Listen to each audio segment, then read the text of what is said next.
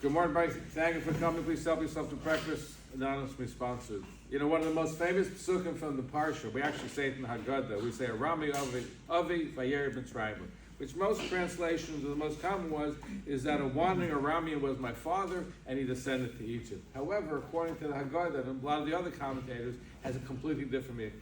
Aramean Avi means an Aramean, namely Lavan, tried to destroy my father Yaakov. So if you go with the simple one, that a wandering Aramean was my father and he went to Egypt, it makes sense. You know, he went to Egypt. But what is Aramean over that a Lavan tried to destroy my father? What's the connection between to Egypt? It doesn't seem to flow so well. If you look at the fact that Yaakov had enemies, who was the bigger enemy? His brother Eisav. His brother Eisav wanted to kill him. There's no mention of Eisav in the Haggadah, or even over here. But why Lavan? Why is Lavan typified if you're going to look with this approach? The Haggadic approach is that he tried to destroy Yaakov. So Yisachar of Reuben quotes a response from Kasriel Orbach.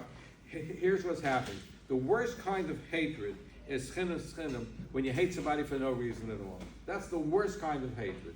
And the worst kind of anti-Semitism is when you hate a Jew for no reason at all. Now, Eisav had a reason for hating Yaakov. He stole his birthright. And so what happened was, as time goes on, and when Eisav sees Yaakov, he feels he's superior. He has all these men, 400 men, he has all this money. So he kisses Yaakov. There's, the hatred is not really as great as it once was.